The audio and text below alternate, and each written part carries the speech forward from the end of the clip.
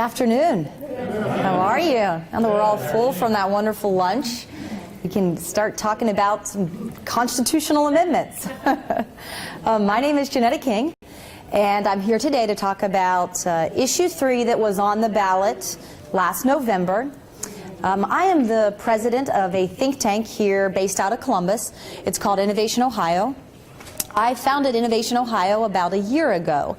And that is because those of us on the progressive side, we have a little bit of a different infrastructure than those on the conservative side. You probably know some of the conservative think tanks that are out there. The Heritage Foundation.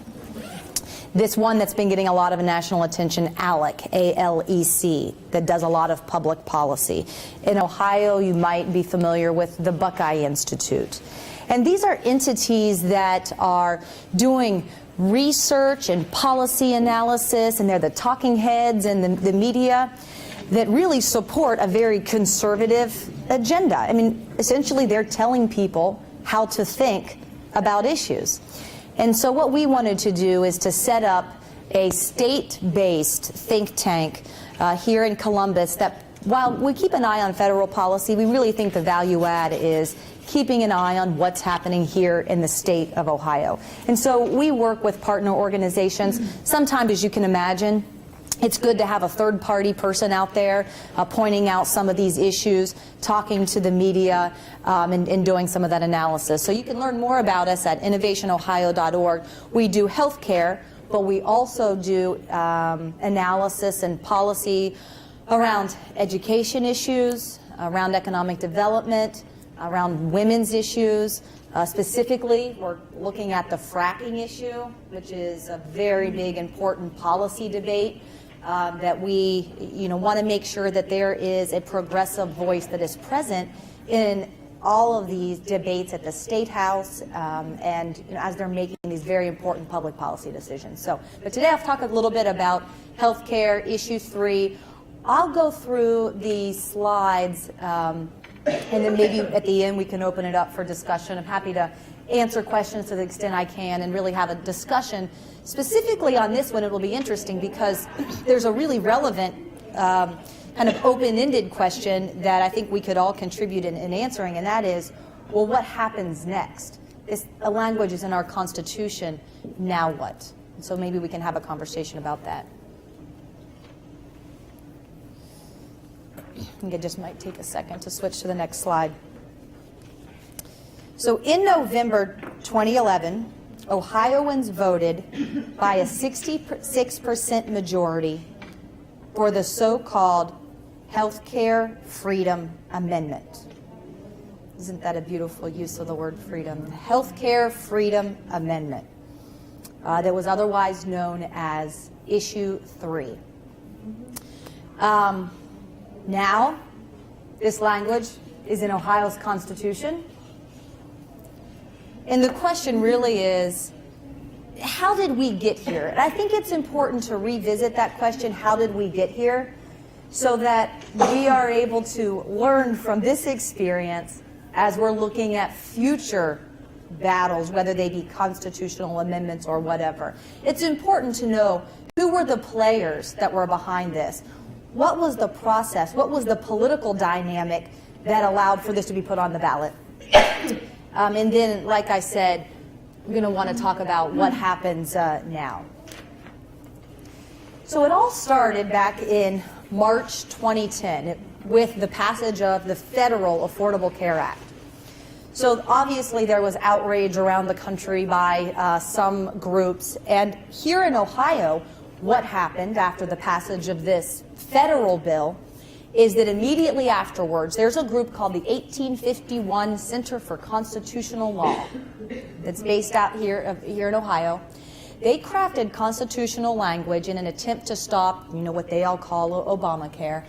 And this group is an important one to know and to have on your radar. The 1851 Center for Constitutional Law is the legal arm of the Tea Party. I think is a good way to put that, the legal arm of the Tea Party. So they do all of the legal work behind a lot of these efforts that we're seeing. And so the language was certified by the Attorney General, and then immediately a group called the Ohio Liberty Council, which is a statewide Tea Party network. They started collecting signatures in the summer of 2010. They wasted no time. Another reason you should remember the Ohio Liberty Council and 1851 Center for Constitutional Law are these are the similar groups that are behind the current Right to Work initiative that they want to put on the ballot. So I do, again, think it's really important that we look at how we got issue 3 in the Constitution, because it's a lot of the same players that are behind Right to Work. And quite frankly, these folks weren't really taken that seriously in the beginning because, they were considered to be a fringe operation. It really wasn't the Republican establishment that was behind this. And we knew they had to get 400,000 signatures to put this on the ballot. That's a lot. That's a lot of work. There's a lot of money that needs to go into an effort like that. So I think that to a certain extent they were maybe dismissed, and we weren't paying as much attention because the numbers just weren't adding up. The SB 5 amendment take up a lot of attention too. Yes, that's exactly what I'm going to talk about. You're right with me. That's exactly right. So what happened, though, as we were maybe, not as concerned about them getting on the ballot in 2010, it's important to know that in Ohio, you gather those signatures and they don't expire. You can carry those over year to year for constitutional amendments. So that brings us to the spring of 2011. Well, what happened in the spring of 2011? The governor signed Senate Bill 5. So when it was clear that Senate Bill 5 was going to be put on the ballot for repeal, the conservative establishment looked around and was like, well, what do we have? We need something to turn out our voters. Well, they said, we have this healthcare freedom amendment sitting here. A lot of our very conservative members of the Republican Party like that. Maybe we get behind that and put that on the ballot to counter the turnout to repeal Senate Bill 5. And that's what they did. They put resources and volunteers behind getting those signatures. Again, they didn't expire. That Tea Party network over the last year had been collecting, and they got enough signatures in the summer of 2011 by that July deadline to get on the 2011 ballot. How many of those signatures were collected by paid people? Any idea? Yeah, and unfortunately for us to go back and look at this and lessons learned, not a whole lot. That network got a lot of signatures, and now again, they had over a year that they were getting them. But and I don't know all of the numbers. I know they tout that a very large majority of them were in fact from volunteers. And it was probably also surprising to some of us that the validation rate, the validity rate of those signatures was exceptionally high. And so, again, we should learn from that to the extent these are the same people getting the signatures from Right to Work. We should pay attention to that. So then, again, how did we get here? Led by Secretary of State Houston, the ballot board approves language the language that we actually see on the ballot. If you remember, the Attorney General certifies the actual language of the amendment, but what we see on the ballot is certified by the ballot board, and it was very, very, very favorable language.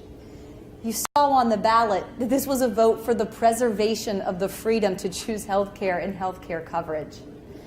That's hard to overcome when people are looking and thinking, oh, I'm voting about health care freedom. Of course I want to preserve my freedom. And they check yes. That's really tough. Even if there was a lot of money behind it to defeat issue 3. Also, to your point, issue 2 sucked up a lot of the oxygen leading up to November. I mean, that was a very important fight, and we should have been having that fight very aggressively, but what it did is it focused the debate on a lot of those rights that were being taken away, and there wasn't a lot of room to get the message out about some of these other issues, like issue 1 and issue 2 that was also on the ballot. We absolutely all should have been fighting on issue 2, but it just was part of the dynamic that we found ourselves in November. Then, of course, we have the supporters of the Healthcare Freedom Amendment misrepresented what this would actually do. Really? Can you believe it? Can you believe it? I mean, it's as honest as they are. They were saying things in their literature: stop the implementation of Obamacare, vote for issue 3. And one of the things that we know, and I'll talk a little bit about this later, is that the decision about the constitutionality of the Affordable Care Act is not going to be made by Ohio voters trying to amend the Constitution. It's going to be made by the Supreme Court of the United States, and what they say will basically determine what we do in Ohio. We are not going to be able to exempt ourselves from a federal requirement. And so they said, stop the implementation of Obamacare, vote for issue 3. Some of the other literature was unfortunately very misleading. And for those folks who didn't want the ACA or to be implemented, they unfortunately came out and voted for issue 3.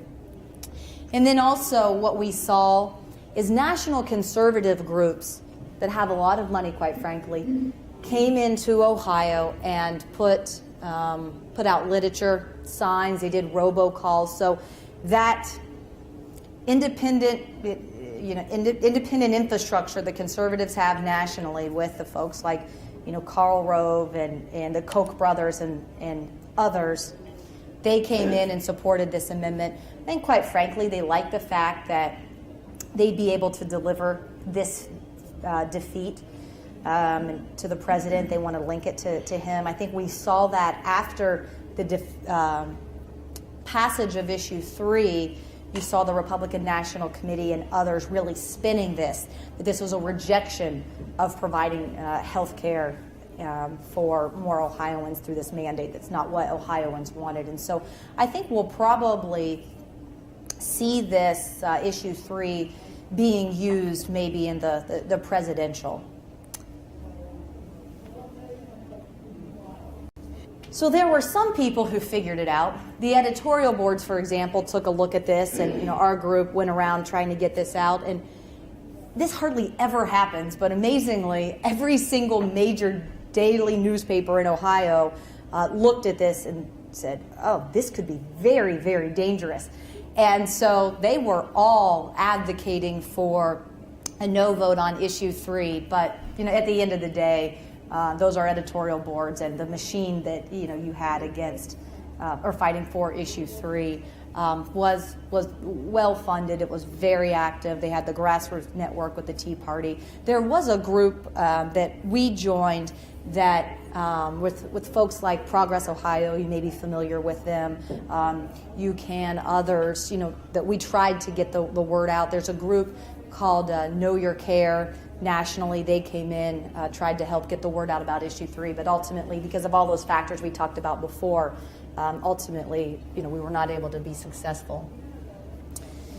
So then the question is, what happens now? That's how we got here. What happens now? First of all, I'd ask you to forget everything that you heard from the supporters about what issue 3 would do. And you really have to read the language for yourself. And I don't think a lot of people, really took the time to do that, and the language is kind of complex. But when you look at the language, you actually read it, you can see the very wide impact, quite frankly, it's going to have, not so much on the implementation of the ACA and the mandate, but everything else it's going to impact when you put this type of language in Ohio's Constitution. So what's the language say? No federal, state, or local law or rule shall compel directly or indirectly any person, employer, or healthcare provider to participate in a healthcare system. Very broad. Healthcare system means any public or private entity or program whose function or purpose includes the management of, processing of, enrollment of individuals for or payment for, in full or in part, healthcare services, healthcare data, healthcare information for its participants. That's in Ohio's Constitution now. And there's actually more. It also says that no federal, state, or local law or rule shall prohibit the purchase or sale of healthcare or healthcare insurance. Now, they did attempt to put in, I guess, a qualifier, but we'll talk about, unfortunately, how it does not limit the very broad scope. This qualifier is, this section does not affect laws or rules in effect as of March 19th, 2010, again, when the federal health care was passed. It does not affect which services a healthcare provider or hospital is required to perform or provide, does not affect the terms and conditions of government employment, and does not affect any laws calculated to deter fraud or punish wrongdoing in the healthcare industry. Now, this is where it gets fun because, we can really break down the impact this will or will not have. But before we do that, it's probably important to point out that even though the supporters of Issue 3 claim this is going to stop federal health care reform, even Attorney General Mike DeWine was not with him, and he agreed and said that if you have a decision of the Supreme Court of the United States of America that validates the Obama health care law, I'm not sure how passage of this act would roll that back based on the supremacy clause. So even a Republican Attorney General had to be consistent and truthful, and he did, to his credit, come out and say that it will in fact not have an impact on rolling back that health care.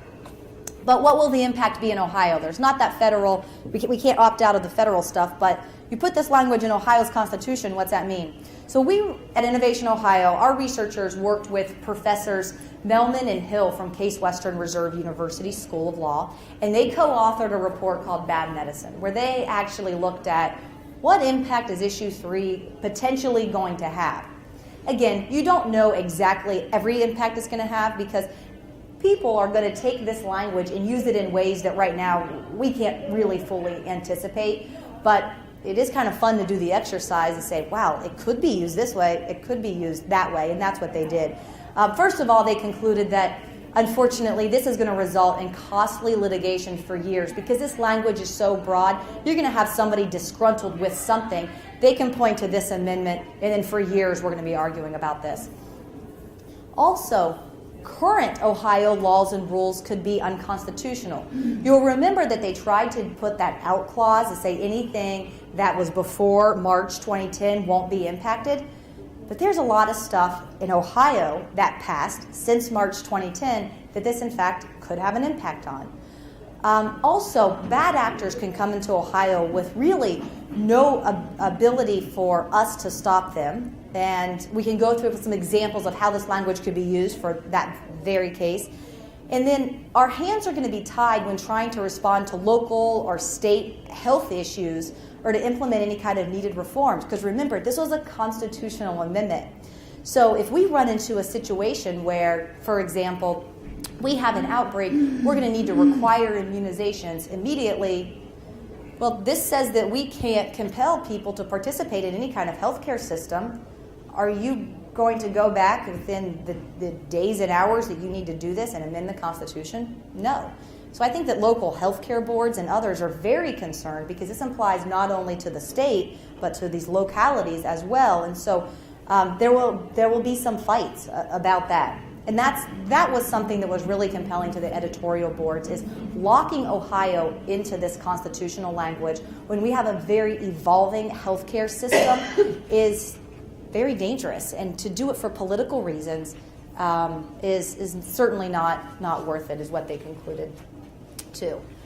Okay, so let's break it down a little bit. And this is the part where maybe you can think about your own examples and things that are important to you, and maybe make those connections of how this constitutional amendment could potentially impact those things that you're working on. And we just have a couple of examples. All right, so it says no law or rule can compel participation into a healthcare system. Well, where does Ohio currently compel people to participate in a healthcare system? In the court system, You have court orders and custody battles. So for example, there is a divorce and the judge tells maybe a father that you do have to, in fact, pay for the health care of the child. That's compelling somebody to participate in a healthcare system. And the judicial community, I think, is concerned about, again, not that everybody is going to use this, but if there is someone who is disgruntled that says, I don't want to do that, and I have a constitutional right for my freedom, that I don't have to offer that. I don't have to pay for that. That very well could be used. And also, the regulation of pill mills. So there was great bipartisan legislation, again, after March 2010, that was passed that talked about trying to get rid of pill mills. And there are a couple of different strategies, and one was that there would be a reporting requirement for whenever these types of pills are prescribed, and you have to report into a statewide database. Well, if I was someone who wanted to run a pill mill and came into Ohio, I would say, I don't have to report to you. You can't force me to participate in a healthcare system like that. Remember, healthcare was defined as healthcare data and information. That very broad definition lends itself to, again, this is an example of a bad actor that wants to come in, prey on Ohioans. We just passed this bill to get rid of them, and they could use this if they wanted to because it was passed after March 2010. The use of health IT and electronic medical records. I think a lot of people are excited about a lot of the advancements, what that means for consumers, what it means to cut down on medical errors. We have some really great institutions in Ohio that are advancing that, but if there were any requirements to use some of these systems, people can certainly say that this constitutional amendment allows me not to participate. College student coverage. This one's interesting. Some of you may know that as a prerequisite for enrolling in an Ohio institution that you have to show healthcare coverage and you have to get healthcare coverage. That is compelling someone to participate in a healthcare system. So again, if somebody didn't want to do that, they could point to the constitutional amendment and challenge that, which would be fairly significant because this provision ensures a lot of college students are covered.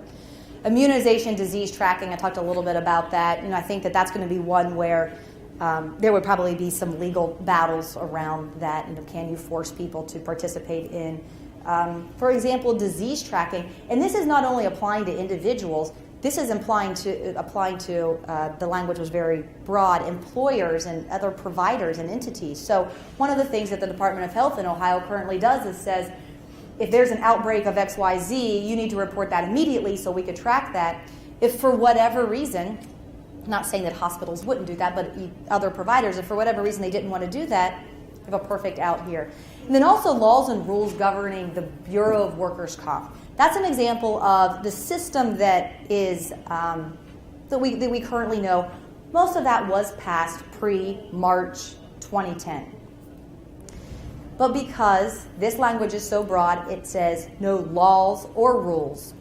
The Bureau of Workers' Comp, oftentimes throughout the year updates their rules. They're going in front of what's called JCAR in the legislature that they say, okay, we don't need a law change, but we need a rule change. Because this would apply to BWC rules, and at the very core of BWC is a mandate for employers to participate, there could be some problems there legally affecting something as basic as our BWC system. Isn't there also like an immunization that's required for college students that are living in close quarters and dorms for like meningococcal? Yeah, meningitis and all of that. Require. Yeah, and I think the debate before this act. Yes. Oh, absolutely. So that won't be affected by this. Then? Yeah, but if you were to tweak that, if you were to change that, that's where this debate would. So yeah, I think right now we're not seeing a large immediate use of this because some of those things were in place. I think as we get further away from March 2010, we can't freeze our healthcare laws and rules and policies to March 2010. They're going to be other diseases, new things, and I think that I'm not here to say that it will absolutely prohibit that because right now there are some opt-out provisions for those, for example, that have religious beliefs that are, and they're not comfortable with having those immunizations. But it's still going to be a very significant public policy debate around immunizations and disease tracking. Okay, so as bad as that all was, I think that this next part is where it gets even scarier. So the issue 3 says we can't prohibit the sale or purchase of health care or health insurance. A lot of what Ohio does is regulates the healthcare provider community. We license doctors. We give certifications for hospitals. We do, in fact, say, you, doctor that doesn't have a license, I'm going to prohibit you from selling health care and from providing health care because you're not qualified. If you want to update those, for example, licensures for providers to make sure that they're meeting certain standards after March 2010, if you want to make new requirements on insurance companies. You all are probably familiar with the Department of Insurance passes laws and rules that says that there are minimum coverage standards, that you have to do X, Y, and Z as an insurance company if you're going to offer insurance in the state of Ohio.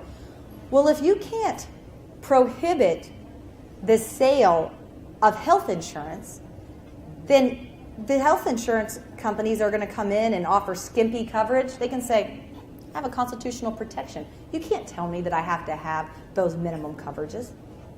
Now again, it would be, if things were changed after March 2010, so hopefully at least those things stay in place, but we certainly run the risk of, anything that we would want to do afterwards. And this is really in the weeds, but there's actually a law on the books, or a rule rather, on the books of the Ohio Department of Insurance that did change some of this regulation of insurance companies. That did happen after March 2010, so we'll see if anybody wants to use this to oppose that. And this is just really scary for a lot of reasons. You see that the con people, whether they're providers or insurance companies, coming in, preying on maybe constituencies that don't have all the information.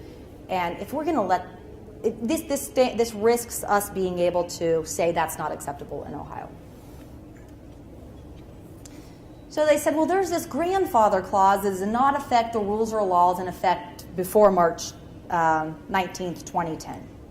And then if there's a new law that tries to deter fraud and wrongdoing, then it's not going to affect that either. So it's really not going to be that bad. Well, like we talked about, I don't think any of us want to freeze our healthcare laws into March 2010 status forever and have to go to the constitutional amendment or the Constitution to do anything different. But here is where it gets kind of fun, because it shows that this is not just something that the conservatives will use, but it's actually also something that the progressives can use too. This is not a partisan issue. So there are laws and rules already passed in Ohio that could be unconstitutional because they were after March 2010.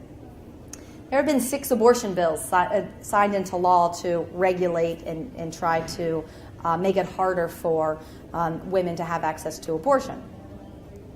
Well, if you remember that the constitutional amendment says that we can't prohibit the sale of health care.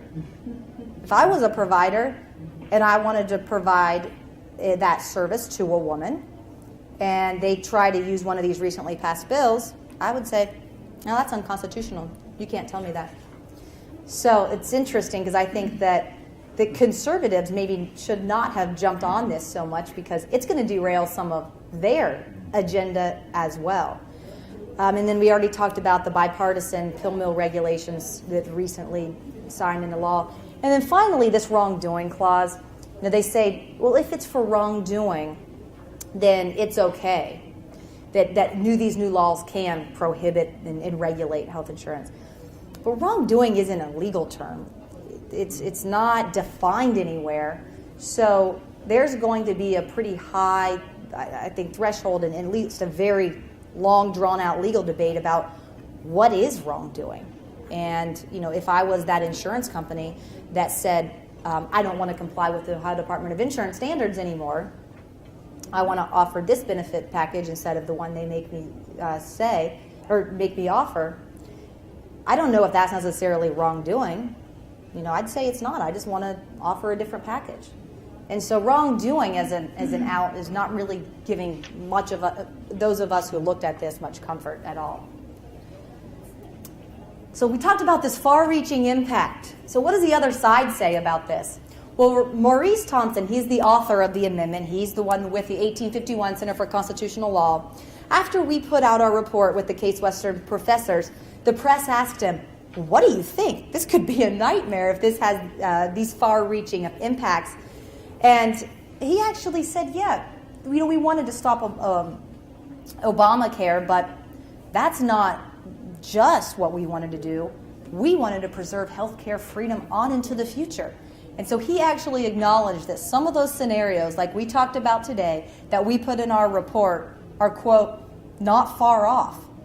And he said that, for example, issue 3, he hopes it would prohibit requiring schoolgirls to get a cervical cancer vaccine, for example. So this was their intention. While they sold it as one thing because that was politically, good for them, they really wrote this purposely to have a much broader impact. All right, 5 months after issue 3 passed, where are we? It's already being used by both sides to impact public policy. So the ACLU is actually using it to challenge House Bill 79, which was recently signed into law. And House Bill 79 prohibits insurance policies and any healthcare exchange from covering abortions. So this is where it's actually used for those of us who support access to abortions. It's actually being used to help our cause. And it's kind of interesting, you're on a spectrum, and so to the right you have the Tea Party fighting for liberty, then on the left you have ACLU, and in this weird way they kind of met, around liberty, and now this is being able to be used around around the ACLU's agenda. So just again, House Bill 79 was passed here in December in anticipation of an exchange maybe being set up. The governor and the legislature said any of those insurance companies that would be offering products in that exchange, they can't offer any product that would cover an abortion. So ACLU has also threatened to use issue 3 to challenge the heartbeat bill if that was passed. So the heartbeat bill is something that's pending in the Senate. It was passed by the House. It says that life begins when a heartbeat is detected. ACLU is going to argue that you can't prohibit the sale of health care. So you can't tell these providers now that they can't offer access to abortion because of this heartbeat bill that's going to pass. So we'll see how those work out. Again, that's an example of what we were talking about in our report. It's going to be years of very expensive lawsuits to fight this one out. Now, here's where it's being used. I'm going to argue disingenuously. Others may disagree, but remember what DeWine said. Mike DeWine, Attorney General, said that this cannot be used to stop the implementation of federal health care reform in the exchanges. Well, Mary Taylor, who's our lieutenant governor now, she's also the head of the Department of Insurance.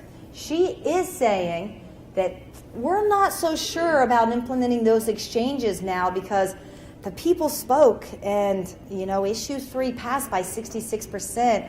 I don't think that they want us to implement these exchanges. Even though I'm not so sure she has the legal argument, and we've all been, questioning that, well, here come our friends again at the 1851 Center. Just a couple of weeks ago, they put out a legal analysis to try to get Mary Taylor's back and defend her position that issue 3 actually does impact whether Ohio goes forward with those exchanges. You can go to their website and you can look at how they defend essentially her position and argue that we should not be implementing the exchange in Ohio because issue 3 did pass by 66%. I think, quite frankly, it's more political than really based on any, they're just trying to use the persuasiveness of that 66% victory to stop public policy from being impacted. So that's my attempt to kind of walk you through where we've been, potentially where we're headed. I don't think any of us know other than, seeing the activity over the last 5 months. If you want to learn more about this issue, we have our full report online at innovationohio.org, as well as some other healthcare resources. But again, we do other policy papers as well, and so you can go to innovationohio.org. So hopefully that gave you some information to think about, and I'd love to have a discussion. You see how we are on time. I have a few minutes to have a discussion, questions. And So how do you think there's a good way to get the word out to the general public? I don't think they're still aware of all these unintended consequences. I talk it up when I see my patients in my clinic, but I don't know how to get the word out because they're all like, really? They're clueless. Well, I'll say a few words about that, and if others have ideas. I think that we probably won't really be able to educate the general public until there's a really high-profile case of where somebody's using this dangerously, where we see the insurance companies thumbing their nose at, offering consumers a fair package, whether we see somebody running a pill mill defying this new legislation, because it's hard. It's very complicated, and it's hard to talk about those unintended consequences. I think we probably won't really be able to do that until we see this play out a little bit more. As a family doctor, I am just frustrated through the roof with the for-profit mismanaged care organizations that all the patients are forced into. I wonder if we shouldn't use this freedom law to have the patients say they're not going to force me into these for-profit things. I want my old Medicaid back, that the doctor didn't have to prior authorize levothyroxine. It didn't make me go without my medication 3 days just so that they could force the patients to buy their own medicine and just pocket that money. There's no other reason that they're having every single drug be prior authorized. I mean, you ought to be out there in an office. You ought to follow me around and see what they make us put up with. That's a great example of compelling. I think the question would be, so if I was a consumer and said, you can't compel me to do this, would they offer me an alternative? Hopefully they would. I mean, that would be the We hard. used to have Medicaid. Let's get rid of all these mismanaged for-profit Medicaid things with all the high administrative costs and kicking Because the out. state is giving these managed care organizations the The money. authority over Medicaid. Yeah, they're So that, giving the them citizens our need to say, I want tax money my to Medicaid mismanage back. the care for the poor and the elderly. That's a And good point. Yeah, the same. that's good. I want to thank you for this great Oh, sure. outline. It was very compelling. It was very clear. Really, I'm really depressed. Sorry. I want to try to apply some of the things that we learned this morning, framing, Good. and ask you a question. Are you being intentional when you use, and you've used it several times, use the word, well, they're being political? Because the authoritarian worldview is they want the political process to be very unpleasant. And you've linked with that language an unpleasant process. But wouldn't a better word to describe what's going on is an unethical corporate something? To direct it to where it is, because all of this helps unethical corporations make more money. This is not about the public good. That's right. Yeah. So is there a different there word there that definitely we could can, be. that progressives can begin to use Yeah. instead of, well, that's political? Yeah, and I guess in political, I was meeting, so for example, when I said that they might try to use it politically against the president, politically meaning in his reelection. So that, I guess that's but that's a really good point about and I've been thinking about this too when I saw the earlier speaker, and I was at another event this morning, I couldn't make it, but how do we frame this debate in, what he's able to tell us, what the research says, and, his experiences? I think that is a fantastic question, because just on the merits, when we just talk about the issue, we lost on that. And how can we reclaim this conversation? And I certainly don't have all the answers, but I think that that's exactly the type of thing to think about, especially when we know this is going to be playing out in the months and years ahead. I have a legal question, and that is, does a constitutional amendment have to be rescinded through the same process, or can it go through the court system and be declared unconstitutional because it's unimplementable? It's not going to be declared unconstitutional for the Ohio Constitution because it's in the Constitution. So it would have to be. Yeah, I think what would, and I don't have all the answers, and so if other people know, I'm kind of thinking through this on the spot, but please jump in. I think if it was used in a way that that was challenged, the application of it could be unconstitutional, but the language is in the Constitution and would need to be. Is to say that if it conflicts with federal law, which has supremacy over state law, that good portions of it could be struck down. Right, that they can't apply this to, the argument would be, those of us who believe that they can't apply this to the federal mandate, we would say, well, that's unconstitutional at the federal level because of the supremacy clause at the U.S. Constitution versus, since it's in the Ohio Constitution, it would have to be another constitutional amendment. I'm going to go over here. When the ballot board approves the language, you can have either side at the hearing, right?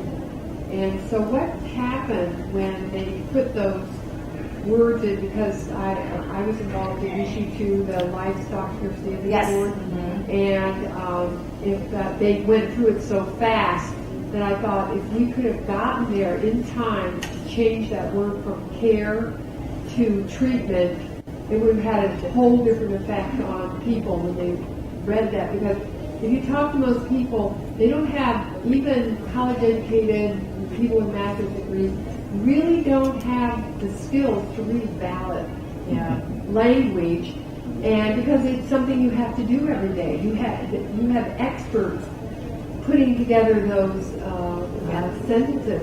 So in your case, was anybody there? Yeah, the opponents were there, and I don't know if somebody else can speak to that. Were you there? I was at the hearing, and there were opponents and proponents of the language, and both sides gave a good presentation. But of the 5 people voting, 4 were Republicans. That's it. So there, you're right. There wasn't a case made beyond it. I just think it's very sobering to think that we at SPAN have been working for 8 years and we have over 100,000 signatures, and to think what some determined groups are getting in a matter of months, how much we have to kind of light a fire under ourselves and really get our voice in this discussion from using our petitions as educational tool. I think this amendment is being used. I saw there was an advertisement, I remember, by something, I think it was against Senator Brown, and they were saying 2/3 of Ohioans voted to repeal the so-called Obamacare, whereas most of the people who were, or at least the organizations who were opposed to it, just focused on the federal. They said, well, this one has no effect, so we're not going to even deal with it because we're dealing with it. And many of the people who were for it did exactly what we were saying, healthcare freedom, I'm for healthcare freedom. So now it's being interpreted by the folks who are against it to say, well, 2/3 of Ohioans are against the Health Care Act, whereas it has nothing to do with that. That was just happened to be the way people voted for the reasons that you mentioned. That's a good point. Yeah, we're going to see it come up more and more. This summer, there is to be a commission, as I understand, of 20 people. Constitutional Commission? Constitutional Commission. Will that have any effect on this at all, or can they turn this over? What can they do about this? I believe they can. They're going to be reviewing the Constitution and now they themselves will not overturn it. They would put a package together, then ultimately the voters would, decide. But I do believe this could be addressed. I don't know if it's going to or not. I don't think that the appointees have been named yet to the commission, but could be. Will the public have access to write, lobby, whatever you want to call it, these people who are on this commission? Yeah, these days I don't want to make any guarantees about transparency. We just lived through redistricting, and that was just an embarrassment to public transparency. But I'm going to be hopeful that there will be citizens on this that you'd be able to interact with, and I think that there is opportunities to come before the entity as they debate. And it's not going to be a short process. It's going to be a very long process. So hopefully there will in fact be that opportunity. But that's a good example of where something like this could be considered. It seems to me that this Constitution just eliminates the possibility of the Ohio Health Care Act being implemented. Well, sure.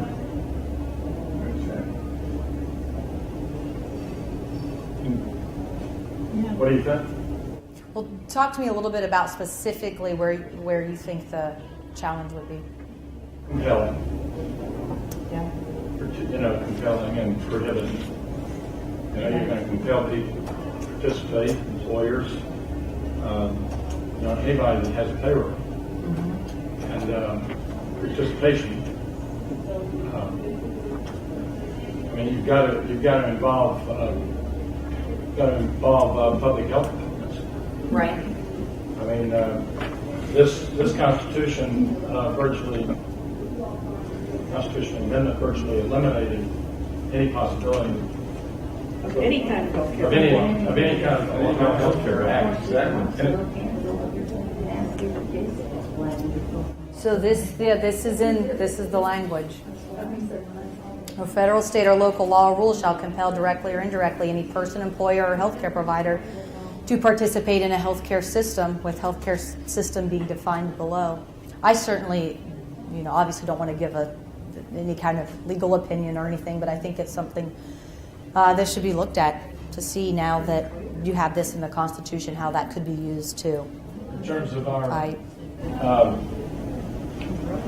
this makes our strategic planning a little more critical. Yeah. Yes. This turns everything upside down. This is, everything is up for, everything's on the table. One thing that this does is put heavily focus on at the federal level.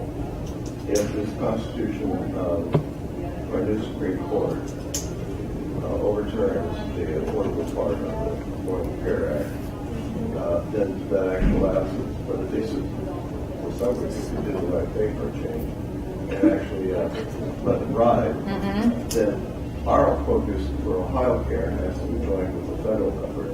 Yeah. Because we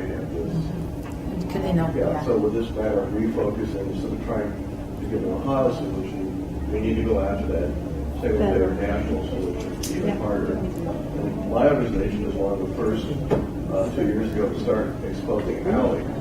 Oh, And, well done. That's been amazing. If you go to alecexposed.com, you start reading about it, and you'll just, it's not by accident any of these bills are happening. No. All across the country. When the state houses changed in 2010, with the 2010 election, they had the blueprint. And I think that there are 13 states now that have a health care amendment similar to this one. Some were passed by the legislature, some were put on via the Constitution. Yeah, in fact, they actually wrote an Act 95. You could change it to bring it right back. Did that include the gambling and that livestock security theater board? Did ALEC do that too? I'm sure. Because they just came up with that just like that. Overnight. I'm not sure.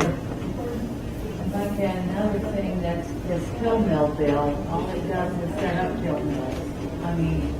For those of us again in the trenches, the family doctors completely, I hope that bill is considered unconstitutional according to this, because the family doctor now has to account for every Vicodin or Percocet. These poor elderly people, no car, no transportation, have have to pay $700 to drive to Columbus to get a couple of Percocets. Meantime, all the drug dealers and all the addicts are just wanting the pain clinics, getting all the medicines they want. I check 8 or 9 databases for narcotics with my patients. Meanwhile, Pennsylvania doesn't record anything. And so I'm required to do $500 worth of drug testing every month to make sure, because I'm prescribing something on the top 10 list of drugs that kill people. I got to know what they're going to Pennsylvania and getting all kinds of benzos and getting all kinds of barbiturates in addition to what I'm prescribing. Right. And so that law needs to be overturned. That was a very bad law. Let me tell you, it does nothing to stop the deaths from narcotics in the state, which is 5 or 6 college students a day. It does nothing to help. Well, under Ohio Constitution, you had freedom to use it. Well, sure you do. That's exactly right. So the family doctor should be allowed to have the freedom to treat that patient, even if it is patient number 3051. Marijuana for all. Well, there you go. You should not be able to prohibit the sale of marijuana for medical purposes either. Exactly. Just think of how much money we can make for Stan. You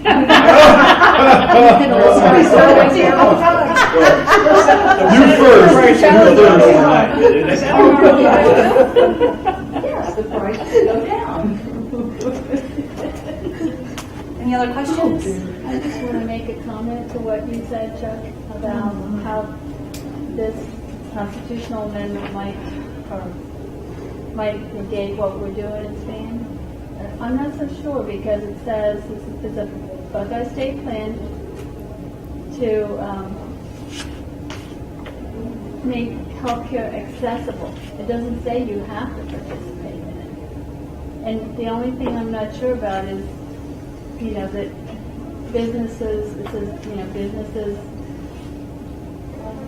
fees are assessed to employer payrolls and business activity. I don't know, but I'm just pointing that out. Maybe it helps our effort for single payer more than something like the Obamacare. I hate to call it Affordable Care Act. but yeah. What would it take to overturn this constitutional amendment? I'm starting to like it. It would take another constitutional amendment. So that would have to be a ballot process? Yeah, well, unless, as we talked about here, the Constitutional Convention is coming together, a committee would decide to put it on the ballot. But no matter what, it has to be a vote of the people to, I guess, put new language in and strike this language from the Constitution. Which is what happened with the gambling casino thing, where they originally were going to have one in downtown Columbus, and when they wanted to move the site, they said, oops, we made a mistake. It's part of the Constitution. Now we have to have another vote to move the site. Yeah. Yep, that's actually a nice comparison. It's exactly what had to happen. And so I think in that one, the legislature voted to put that on the ballot, and so I didn't think you had to get all of those signatures, but it still was on the ballot. If you don't have the legislature put it on, or this constitutional committee, you would have to get the signatures. The signatures are based on voter turnout. 350,000. This time is 350,000 filed before July, before an election in November. Well, I think it's time for the coffee break and Pretty close, yeah. Let's see what change. Jeff does. Thank you all for being such a great audience. Thank you for the bad news.